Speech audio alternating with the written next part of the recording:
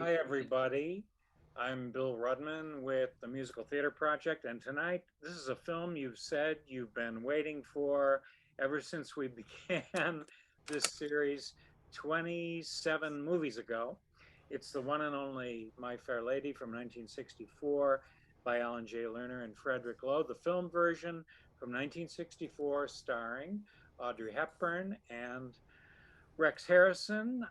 Some of you may wonder what there is even to discuss about this movie that we know so well. Many of us can recite whole passages from this musical from memory, but I've been getting emails this week that tell me there are plenty of you tonight. Yes, I There are am. plenty of you Overnight tonight stocking everything.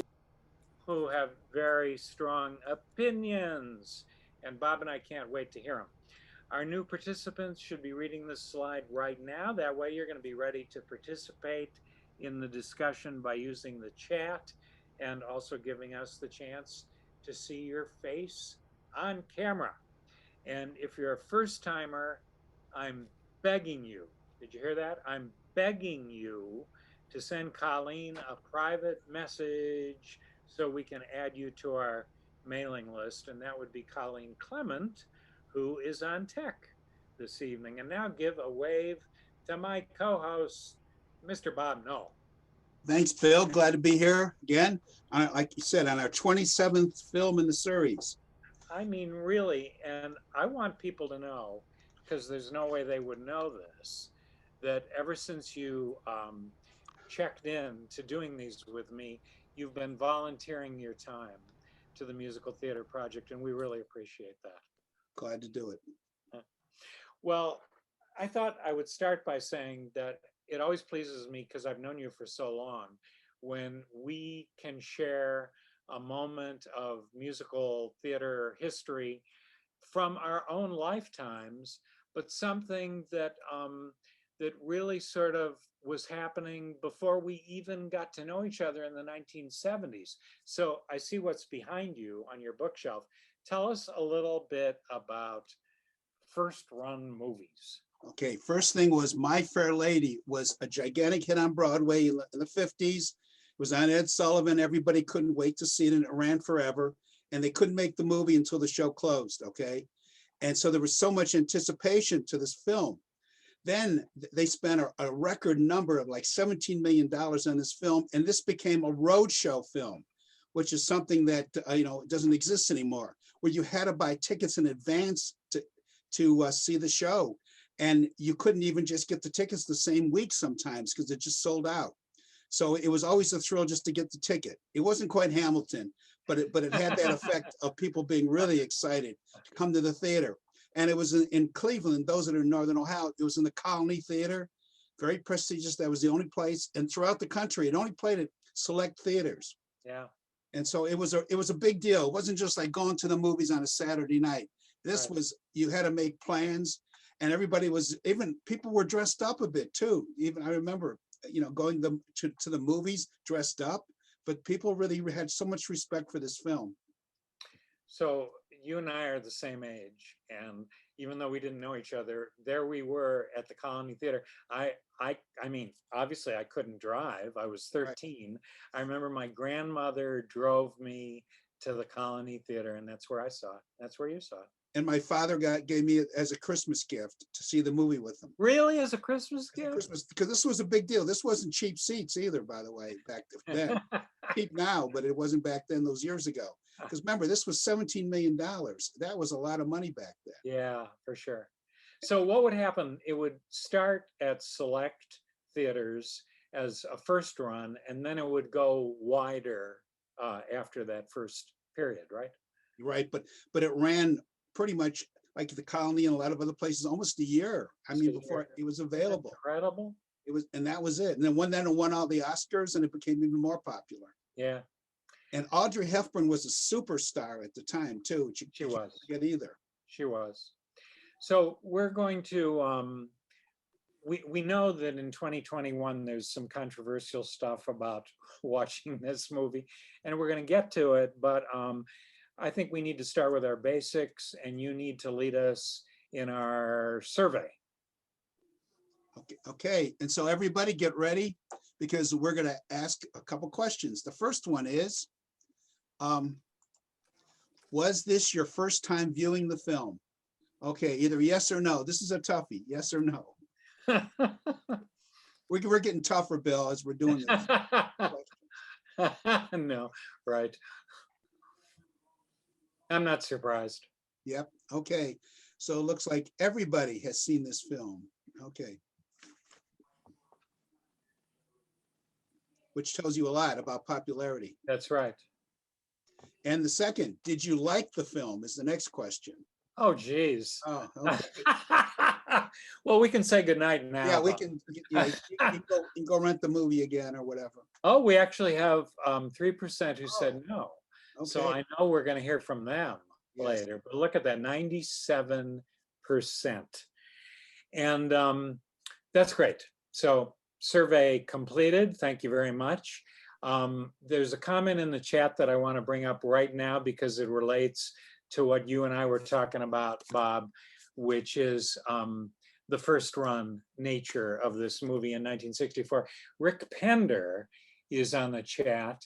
He says he took his high school prom date to the colony in 1966. So it means it ran longer than a year at the colony. Wow, and Rick is really good about dates. I say that to you because Rick is the very notable author of a book that just came out a couple months ago called the Stephen Sondheim Encyclopedia. First time a songwriter has ever been so honored, and you need to get a hold of this book.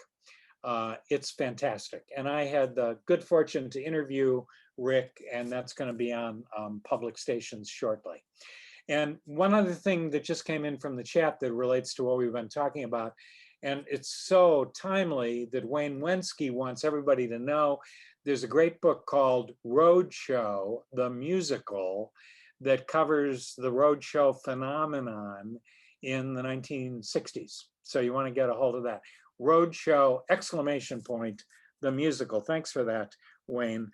Okay, let's get going. This musical ran, as you heard in my intro, 2,717 performances on Broadway. And what I didn't say in the intro was that that was the longest running musical up to that time. It broke the record set by Oklahoma by about 300 performances. And My Fair Lady held the record for the longest running Broadway musical until Fiddler on the Roof overtook it in the mid 1960s. So the obvious question is, before we get into the controversy, and we're going to get into the controversy, Bridget, yes we are. What do you like about this musical?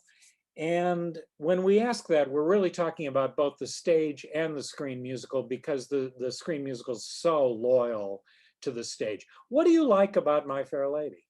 Let's hear some comments. Okay, anybody want to chime in? Okay, Bridget, you want to talk first? The ascot scene kills me. I absolutely adore everything about it. The thing, by the way, interesting about that scene is George Cukor wanted to redo it, but the producer wouldn't let him. So he said this is his second choice of how he wanted to do it. What would have been his first choice? I think it's perfect. He wanted there's a lot more things he wanted to do with it that he said he didn't do, but it was perfect. You're right. Turned out one of the great scenes of all time. Yeah, great choice, Bridget. I know so there's some things you don't like so much, but I'm glad you like that one. That's really neat. We have Herb Drower with us from Boston, and I always hate to say this, but I'm going to, Herb. You are the senior member of the group, and I want to know if you saw either the original Broadway production or, let's say, the first national tour of it. Did you see it early on? No, I saw it early, but I did not see the original. Couldn't get tickets. I would have loved to. But those days I didn't have the money to pay the scalpers. But I've got to tell you, Bill, when I watched the movie for about the third, maybe fourth time, I was amazed at how well everything fit together. It was so beautifully sculptured. the dialogue, the songs, the outfit, the scenery, even when they staged that Gavotte at the Escott, I think it's called the Escott Gavotte. Yeah. Wonderful. One of the best arrangements of choreography, photography, the scenes, the dialogue was wonderful. Thank you for making me watch this and get an education. It's wonderful. Thanks, Urban. I love that word you used. You said that it was sculpted so well. Sculpted. Well, it was like a work of art. Yeah. Well, it It's is a work of art. but I love sculpted. What a great verb to use. Anybody else see either the original production or Yes. see it on stage Ms. early Roberts, when it go toured? Yes, that's when we were living in New York. This is Jan Mhm. Roberts. It is Jan Roberts. Hi, And- Jan. He is not the oldest person here, but anyway, we saw Hey, it. you look like you could be my daughter, so I disagree. Don't let my daughter hear that I said that. Yeah. And anyway, we saw it several times because everybody who came to town wanted to go. And so we saw it in a lot of, a lot of different times. It was wonderful. But what I love about it is the songs. I've just been singing them ever since watching it now. But Yeah. the other thing, I am a big fan of William Morris, who is an artist craftsman from England who did wallpaper, upholstery, fabrics, and curtains, and all that kind of stuff. Well, Professor Higgins' house is just fabulous representation of William Morris. Oh, no kidding. Yes, decor. And so I was just consuming the beautiful Yeah. decoration of that house. It's a gorgeous film to look at. Yeah. And Oh, it it wasn't Allen, staged. who did that was incredible. He was literally an architect. And the Warner Brothers Studios had at that time artists, and those things are so recreated, those sets. You know, they're not backdrops, they're real three-dimensional sets.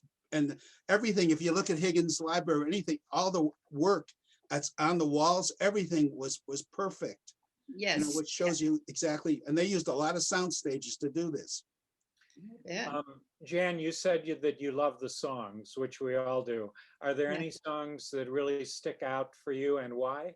Well, I've just Good been question. singing, wouldn't it be lovely? I don't know why, but that just comes out of me walking around my apartment. It's just wonderful. So yeah, there's on the street where you live. That's another one. You just want to sing them. They are so singable. They're so singable. And I've got a comment on Wouldn't It Be Lovely? And some of you have heard me say this 14 times, so I'm going to really bore you. But this is just a little tiny piece of trivia. Wouldn't It Be Lovely is what was known in musical theater at the time as a charm song. And they really don't write them anymore. And the reason is, I believe, that we no longer live in a charming society. But in 1956, charm songs there was always at least one charm song in every musical. Rodgers and Hammerstein wrote some great ones. Getting to Know You is a good example. And what they are songs that are charming because they are lightly rhythmic and optimistic. And they just absolutely, when they're written well, they always land with the audience.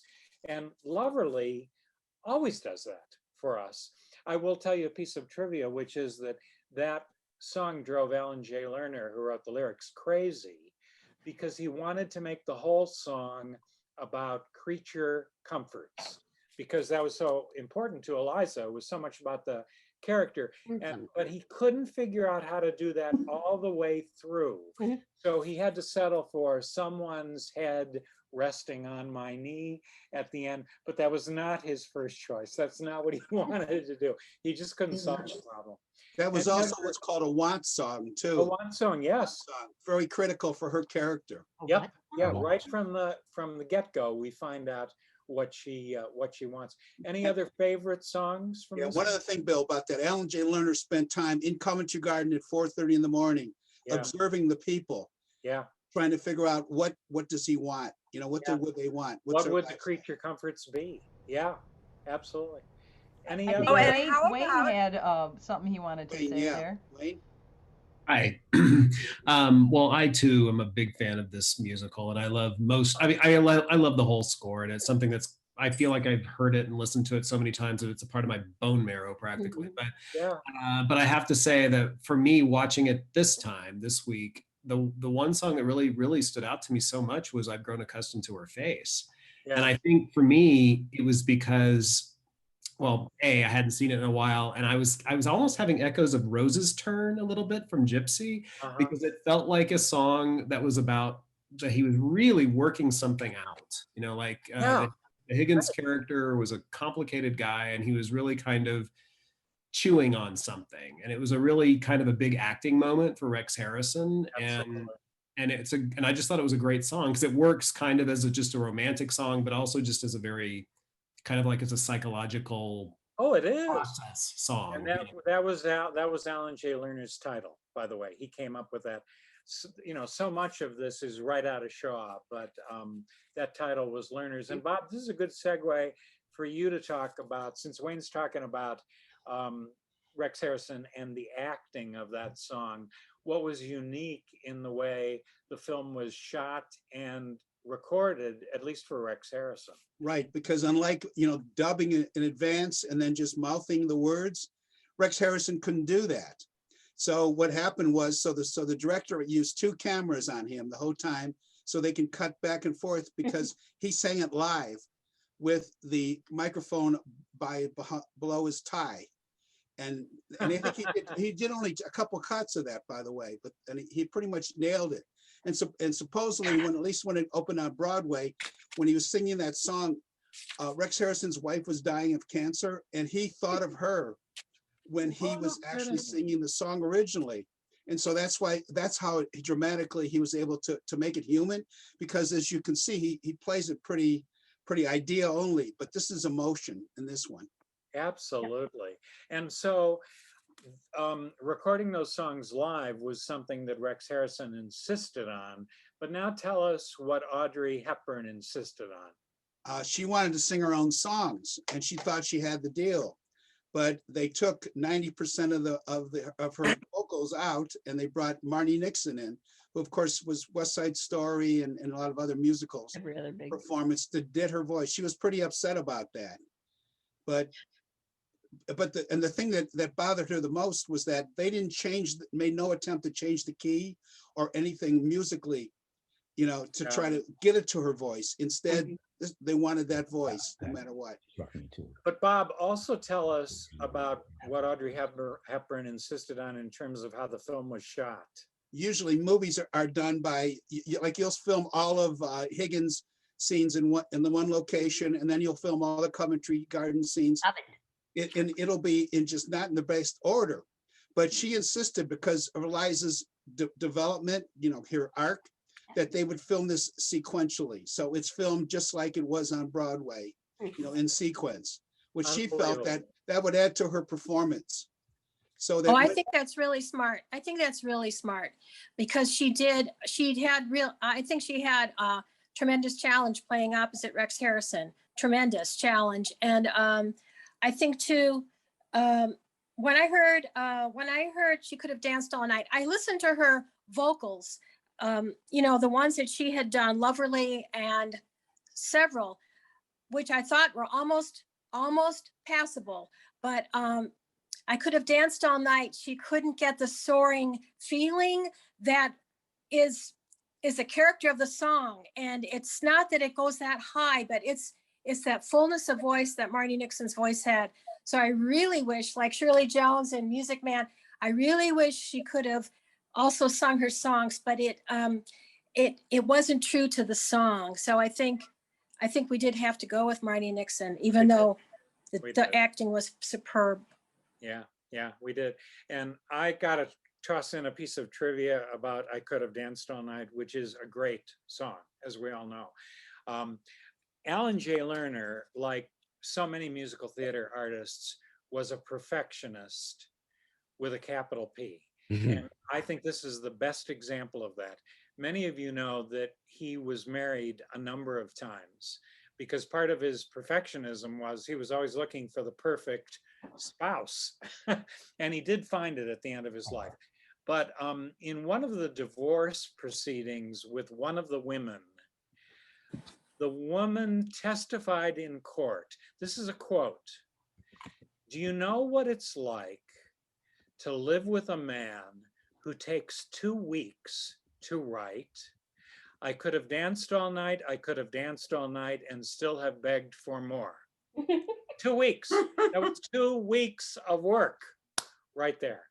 That was Alan J. Lerner, and that's what he was always about in all of his work. Isn't that fun? Isn't that a cool story? I love that story. I quoted James Thurber in my intro to this film about how he felt that My Fair Lady brought dignity back to the American musical. That is a very loaded, heavy-duty word. And Bob and I are wondering, what does dignity mean to any of you? Jump right in.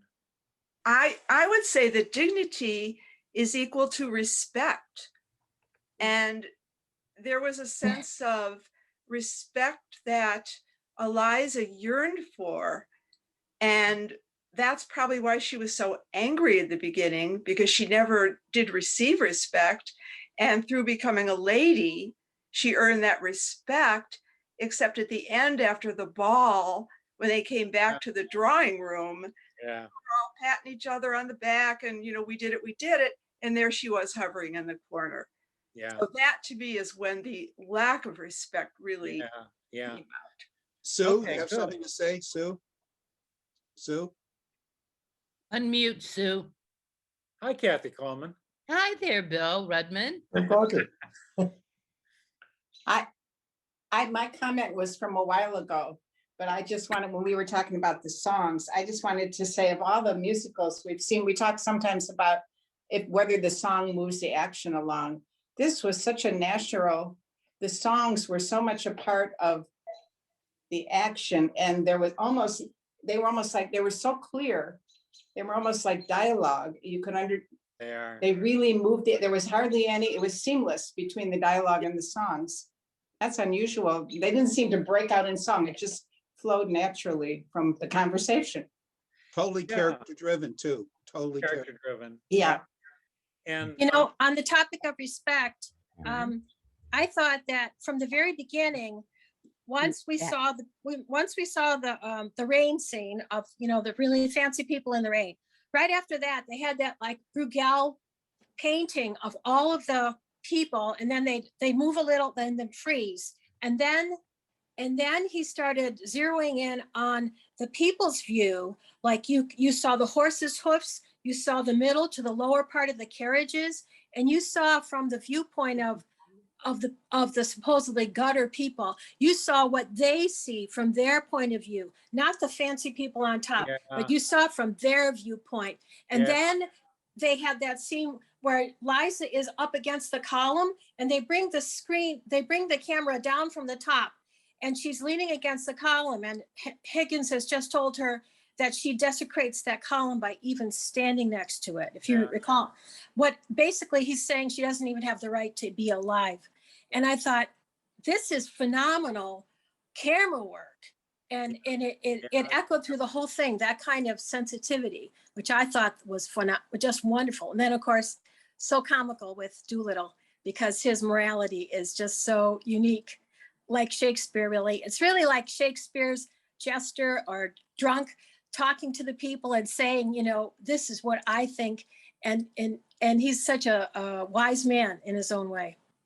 And the way that this movie's directed, go ahead. There's cuts like crazy, but you don't know it because it flows so well.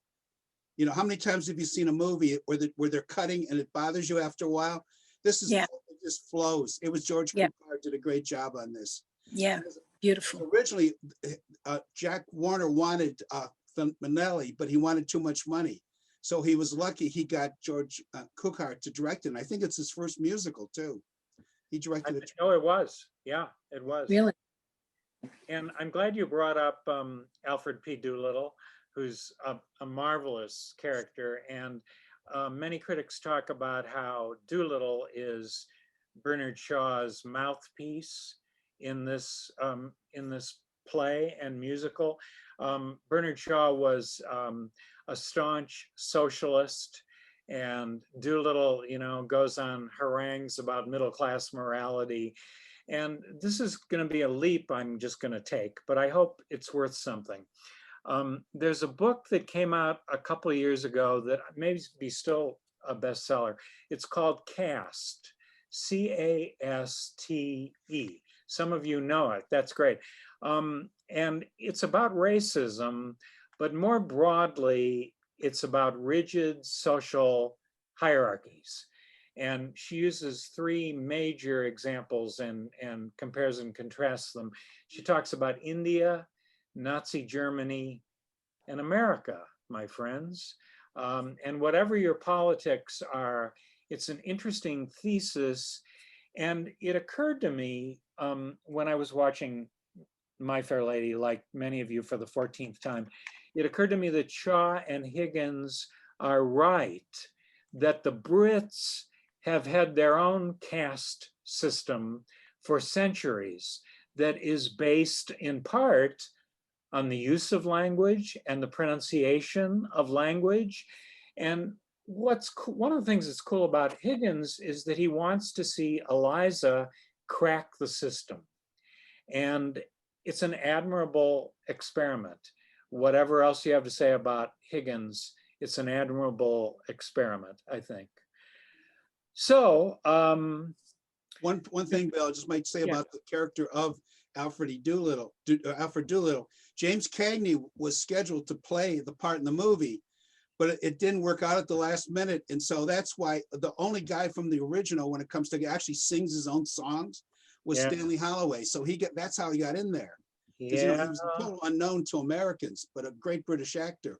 And so that was a real blessing that happened. But could you imagine Cagney in that role? I just could not imagine. Hey, Bill, I just wanted to point out that Don Horn has had his hand up for a long time. Well, then we better call on him, Bob. I think we should. Where are you, Don? He's muted. Come to us, Don. Speak to us. Okay. No? He'll be back. Someone said something in the chat that needs to be said because There we go. Oh, there's Don. Okay. Sorry about that. No, when you were talking about dignity, one of the things I love about this movie, I love the way both Eliza and Higgins change. They really, and one of the things that I think we tend to forget when we look at it, you can become very narrow and look at it from a particular viewpoint that's popular at the moment.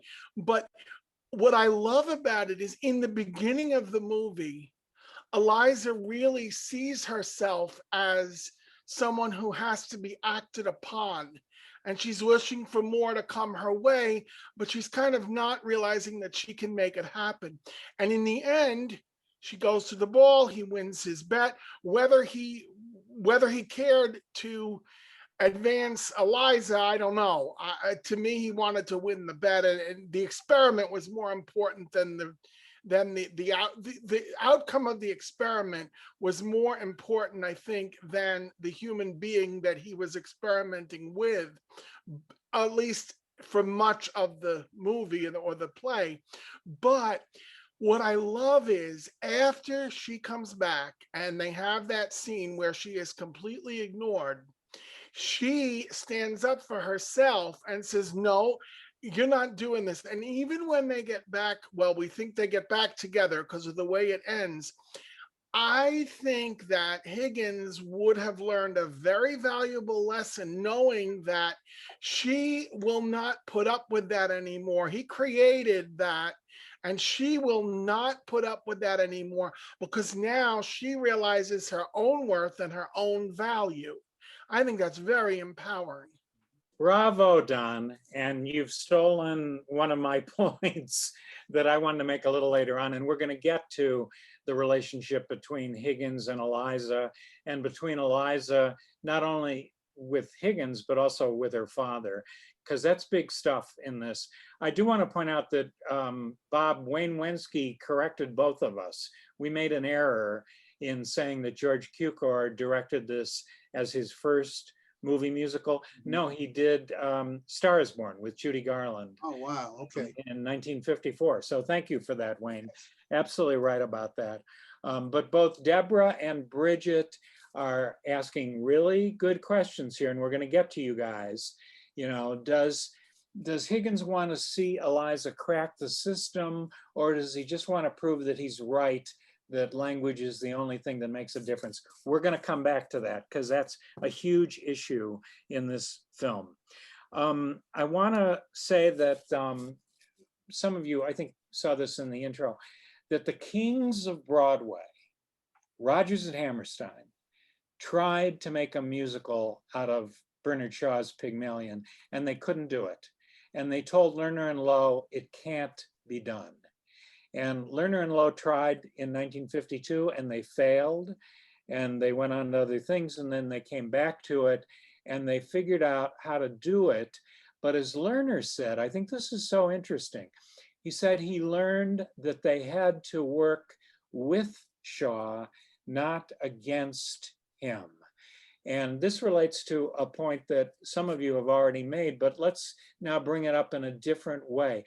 What do you think Lerner meant by that, that they had to learn how to work with Shaw? What did that mean? How did you work with Shaw in turning this into a musical? Steve, you have an answer, Stephen? Oh, well, yes, I do have a comment that that addresses this subject. That I remember reading about Rodgers and Hammerstein working on this, and they were working from the original Shaw play and couldn't get it to work.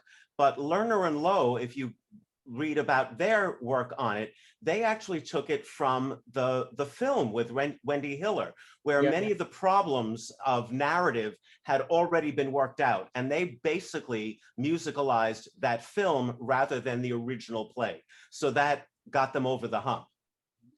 I think that's a big factor. I would add to that, Stephen, that Oscar Hammerstein is one of my idols, but I don't think Oscar Hammerstein ever could have written this, whether it was based on the film or the stage play, because it is so much about, you know, what Higgins calls the majesty and grandeur of the English language. And Oscar Hammerstein was a great poet, but he didn't deal in those terms with language the way Alan J. Lerner could do so expertly. So I think there are any number of factors that fed into it. But I think Alan J. Lerner was absolutely the right lyricist for this. And part of what we mean by working with Shaw was, and one of you already made the point, it was that so many of these songs are really about the words and about being able to sing the words instead of singing them lyrically. I think that has a lot to do with how you work with Shaw. And Shaw was into ideas, and that's how at least Higgins' numbers are about ideas in those songs. Right, that's right. That's right. Also, it's interesting to note that the whole speech that Higgins gives to Eliza about the grandeur of the language and the language of Milton and Shelley and the Bible, et cetera, et cetera. Right.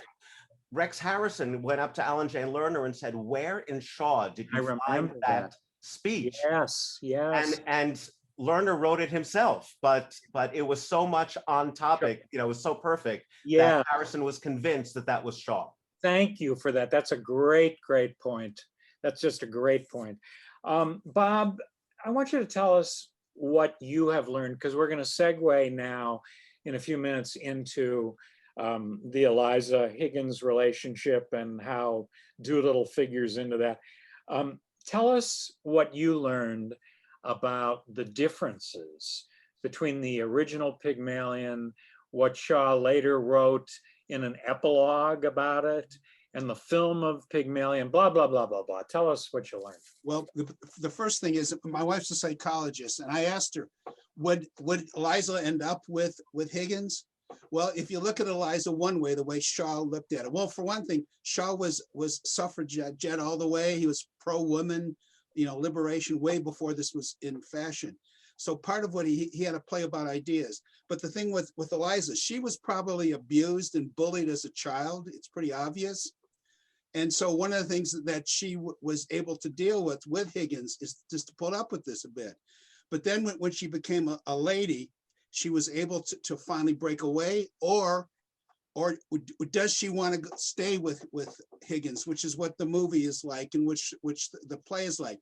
Shaw had her not coming back to him. That Shaw believes that she probably ended up marrying Freddie.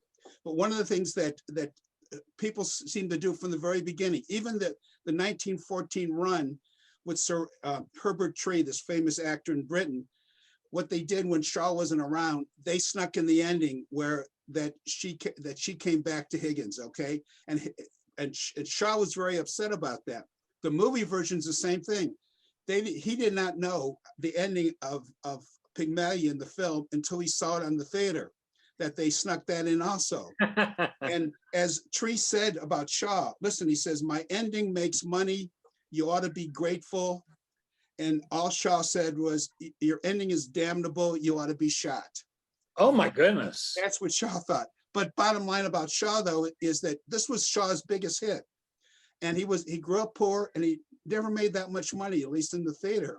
So, but this was his meal ticket. So I think he sort of put up with it. Put it up with it, But okay, but the other way of looking at Eliza is really simple. That she reaches a point where she's so confident in herself that she would want to leave him. She's tired of being bullied. Or the way that it's in the movie is she realizes being bullied, she sort of understands this. She was comfortable with that setup of a man dominating a woman still well enough to stick around with him. That was the other thought on that. I'm sorry. Now, in the Broadway production build, a few years ago, yeah. What happened there in Higgins utters his line with Eliza there and Eliza's face. She just stares back at him silently, and with a smile on her face and a mixture of bruised peace and equality that gazes off towards the audience. She just walks out. Okay, she doesn't retrieve his slippers. And that was the most recent version. So here now, because we're really getting to part of the meat of this discussion, which is Eliza and Higgins, etc. Deborah Matthews has a terrific quote from Shaw that'll get us there. She says, the rest of the story, from Shaw, the rest of the story need not be shown in action, and indeed would hardly need telling if our imaginations were not so enfeebled by their lazy dependence on the ready makes and reach-me-downs of the rag shop, in which romance keeps its stock of happy endings to misfit all stories. It's time to bring Bridget and Deborah into this, because I know they have strong opinions about this and how they feel about Shaw and how they feel about what Lerner and Loewe chose to do in making a musical out of Pygmalion. So whoever wants to go first, we're ready for Bridget and Deborah. Go first, I guess. So one of the things that I learned about when I did some research was about Shaw's original ending that has Eliza leaving, and about how essentially it was an actor that began this turnaround of, appealing to her in such a way that she would respond and come back. First he was like appealing to her a little physically, and then he was throwing flowers at her, and like the audience was eating it up. And so that's sort of how we got to where we are in this musical, I think. But it's really important to comment that Shaw, as a social justice activist of sorts, like had awareness of all these issues. And I also wanted to comment that there's an alternative reason for why she would return. And that's something called a trauma bond that happens between victims and abusers. And it's also a reason why many victims of domestic violence return to their abusers. And I did some research online, and not only are there psychotherapists using Henry Higgins as a narcissism study combined with clinical cases as an opportunity to study narcissism. There are also many researchers who cite the abusive aspects of this relationship. And I would like to read something one of them wrote. He was very abusive, which consequently tore down her self-esteem and made her more dependent on him.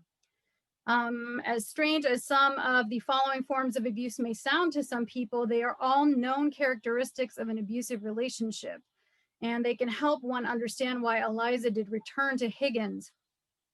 One of the most basic and psychologically damaging forms of abuse is deprivation. Talks about when she starts her lessons, he uses these techniques to get her to do what he wants: sleep deprivation, food deprivation, withholding affection and approval. By controlling basically every moment of her life, he mentally and physically exhausts her until she learns how to do what he wants, uses his control over her life to get her to do what he wants with no real regard for her mental or physical state, and also uses threats of physical violence and tears down her personhood. And many people tell him throughout the entire show that his behavior towards her especially is unacceptable. Yeah, Pickering, for example. Many people over and over. Yeah. No, that's very valuable. Cynthia's got something to say, Bill, when you're done. Oh, go ahead. Sure. Are you finished, Bridget? Do you want to? Okay, thank you. That was all terrific. Yes, Cynthia, Cynthia? you're muted. Cynthia. Unmute. Can you hear me now? Yeah. I don't see that trauma bond relationship. I think from the very beginning, Eliza had her eyes on the prize. One of the brilliant things she does is the few coins she gets thrown by Higgins at the opera, she then takes and turns around to use to, quote, in her mind, pay for lessons. So from the very beginning, this is a very independent in a certain way woman who had enough, and even the fact that she was bullied by Higgins, it was a means to the end. I think she always had her eyes on the prize. In her opinion, that prize was opening a flower shop. But I see her as doing whatever she could to get where she wanted to go. So I thought she was a very strong character from the get-go, and not someone who was, only until she became a lady and learned everything from Higgins that she could then assert herself. That was my read. Thank you. Yeah, good Deborah, stuff. Deborah? Okay, so, when we talk about how sexist this film is, on the one hand, it really puts a glaring spotlight on just how horrible Henry Higgins' behavior is, so that it's completely undeniable, and that's good. But I think what is problematic is when, I'm interested in the idea of the trauma bond, but the I could have danced all night scene, she has been abused by Henry Higgins, and for the first time, he finally sits down and speaks to her as a human being, and that's the time she makes her breakthrough. And she's so overjoyed, and he's overjoyed. You did it. You've got it. I think she's got it. For the, he's treating her for once with respect, and her heart is singing. But for her to turn from, all I want is Henry Higgins Ed to, for this, I could have danced all night, to suddenly being in love, I found very unconvincing. I found that to be problematic. And I also found the what is to become of me to be confusing, because she has been powerful, and she has been independent before. She did originally come to pay for lessons. That power that she wanted was taken away from her, but she knew she was kind of making a deal with the devil. I put up with his abuse and I get the lessons that I want. I wanted to see her walk away, and I thought that was the only reasonable solution to that. And the fact that they needed it to be a romance, the only the only justification I can have for that is that Henry Higgins is so completely awful that part of his story arc is that he has to admit he's wrong at some point. But I think that the idea of rewarding him for finally recognizing he was wrong with, you know, her return is too much. So that's my point. Deborah, I really think that this is fascinating. I mean, these are things that I have not even thought about. I look at Henry Higgins as a big bully, and he wants to win at all cost. And I look at Eliza as a um, scrappy gal that's been abused and disrespected, and the two of them kind of collide and what happens next. So I'm just fascinated by your comments and Bridget's and um, Deborah Emerson's. And so thank you for bringing those things out, because it just, I want to see it again. I agree. I can anybody, I agree with what the ladies have said, but I think Eliza came back. In the end, she came back as an equal. She wasn't Eliza the flower girl. She was Eliza the lady. And Rick's and Rick and what's the name? Harrison well, it was the Henry Higgins recognized that she was now an equal. And that's borne by the scene that somebody just quoted, where she turned, where he said, "Where are my slippers?" And she turned and walked out, and she smiled. She came back with them, and they had to treat her as an equal. My question to you is, or to anybody, is whatever happened to Colonel Pickering? Did he stay on? Did Colonel Pickering ultimately go back to India? I wonder, because that seemed like a good relationship too. Yeah, very That's sort cool. of the only loose end in the entire script is what happened to Pickering, though. Yeah, the last 20 right. minutes. That just sat there and just empty. I was wondering if I could add a little something about the idea of that success was becoming a lady. My thought is the most riveting song to me is Without You. I was just going to say that. Yes. And that is the point to where her journey, this is the whole movie to me represents all of the illusions of you know, that the lady would give her freedom. And what we've learned is that, you know, the more royal you are as a woman, you'd have more rights living in the forest than you do in the all of the rules of high society. So she went from this scrappy person that, yeah, clearly abused. You've got abusive father scenario, poor, whatever.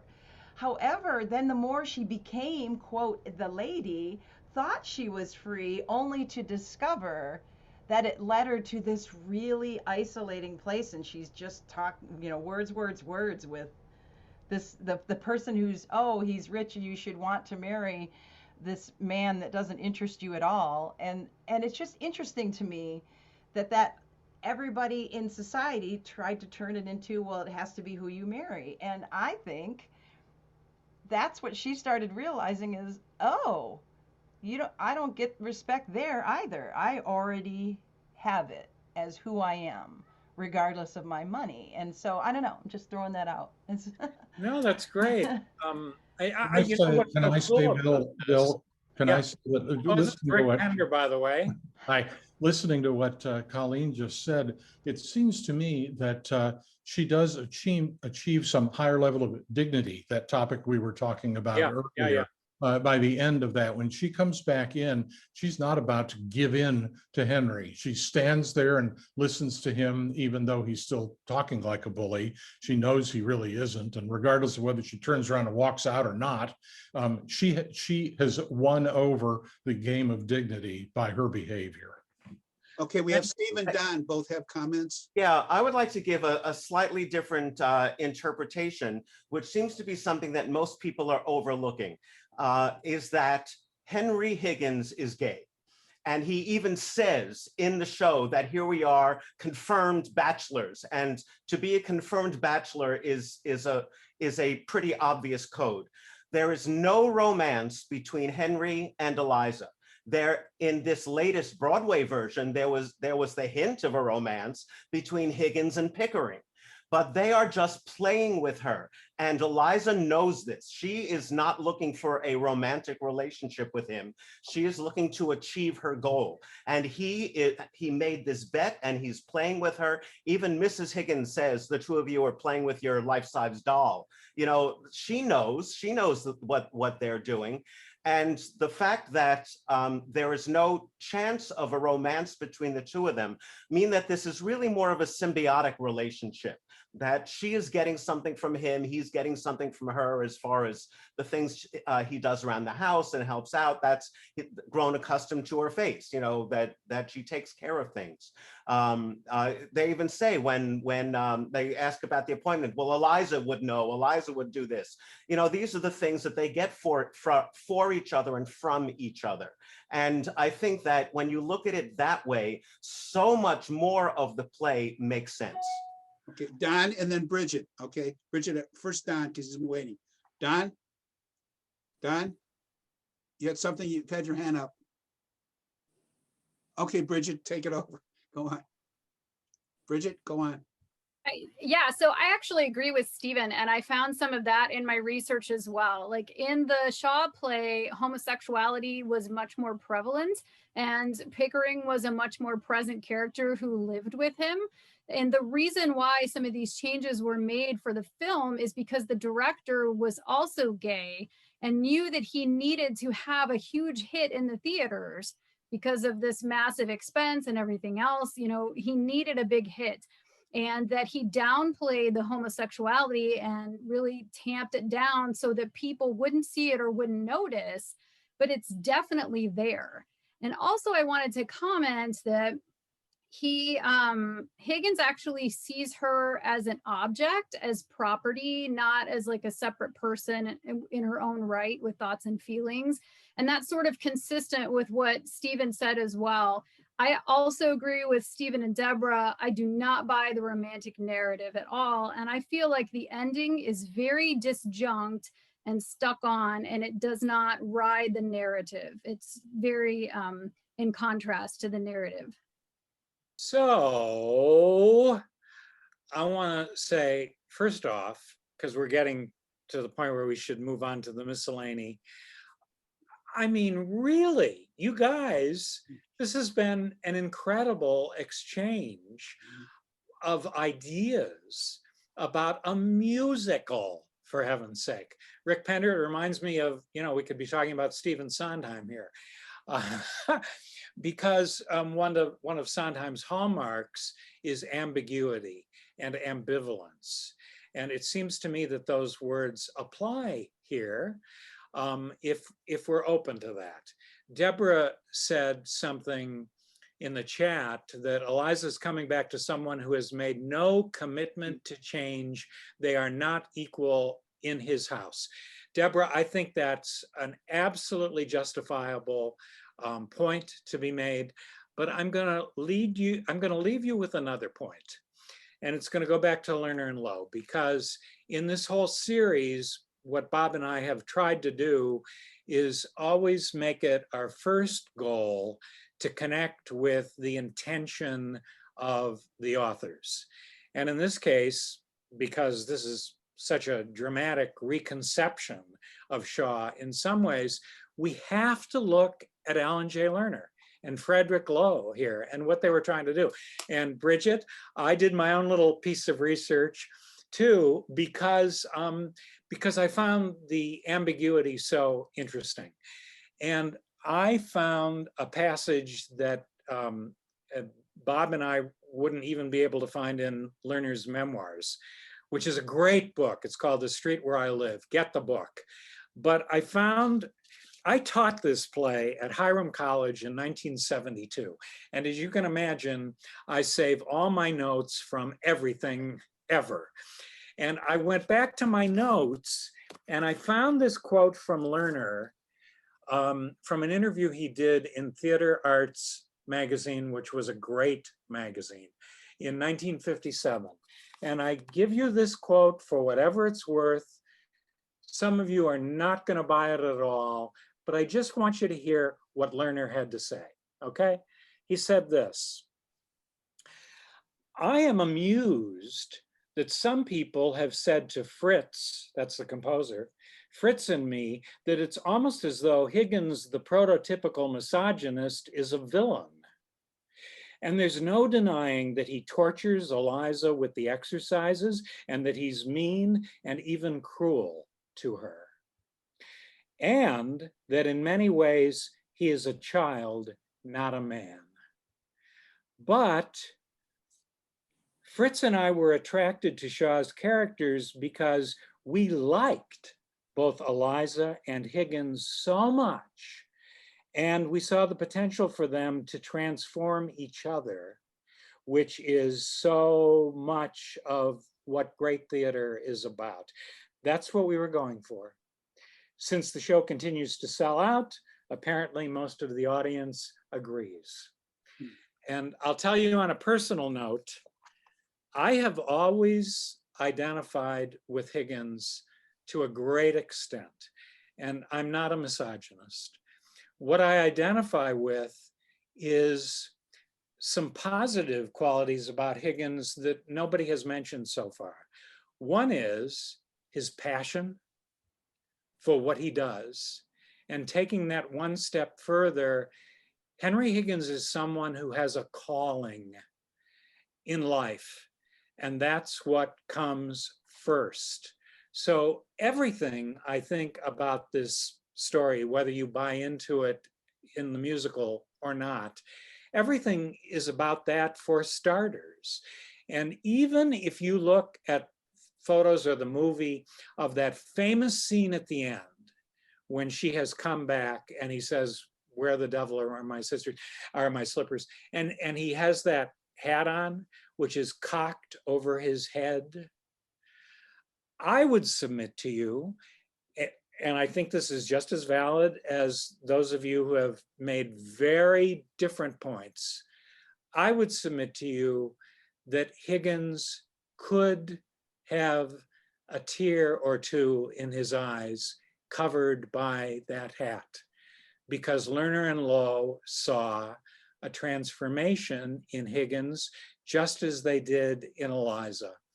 And when you guys talk about how much Eliza has learned, which is so profoundly true, I love the line in Without You, which I too think is a huge moment in the show.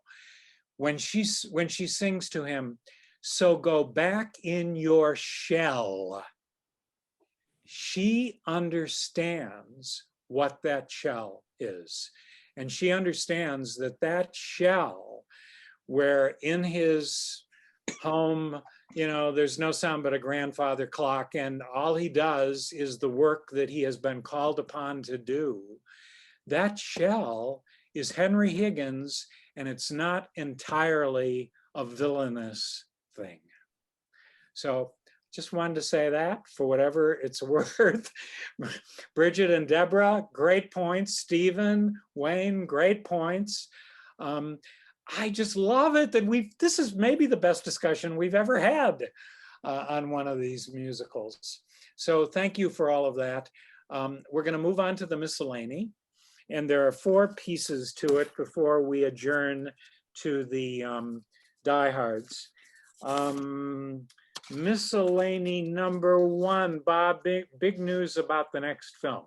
Yes, well, we've decided to take a little summer hiatus, but we'll be back Thursday after Labor Day, which is September 9th, and show Cole Porter musical High Society, which is a musical version of the Philadelphia Story. And this one was a 1956 film with Bing Crosby, Grace Kelly, Frank Sinatra, and Louis Armstrong. So it's kind of a fun movie. It is very much a fun movie. So here comes this slide again that you have seen many times. You will see it now and forever, as they used to say about cats. Our invitation to you to make a donation to the Musical Theater Project tonight, if you enjoyed the intro and the discussion. As we always say, any amount that is meaningful to you would be appreciated by all of us in this nonprofit organization. Miscellaneous number 3, it's a lyric by Alan J. Lerner, written for a song that was cut from My Fair Lady. Many of you will know the song because they recycled it in Gigi a couple of years later, but it's a very touching lyric. It was intended for Eliza to sing to the servants before she leaves for the ball. And here comes the lyric. She sings, "Say a prayer for me tonight. I'll need every prayer that you can spare to get me by. Say a prayer, and while you're praying, keep on saying, she's much too young to die. On to your Waterloo, whispers my heart. Pray I'll be Wellington, not Bonaparte. Oh, say a prayer for me this evening. Bow your head and please stay on your knees tonight." So sang Eliza at the first preview in New Haven before the show went to Broadway, and then Lerner and Loewe cut it, and it wound up in Gigi, very effectively performed by Leslie Caron. We've come to that point, Bob, where we adjourn to the diehards. Again, the diehards should not be intimidating to any of you. It's simply people who want to just keep talking for a little while longer. Bob, anything to say by way of good night? No, you have to also understand this is a masterpiece many ways. You know, when you look at, you know, the setting, the scenery, the costumes, the quality of the actors, the photography, the direction. I mean, it's a masterpiece of a film, and it really moves for being over 2.5 hours, and it's got a great score. So that's how I look at this film. Me too. So we'll move on to the diehards, and thank you to the rest of you who have been with us for 1 hour and 3 minutes.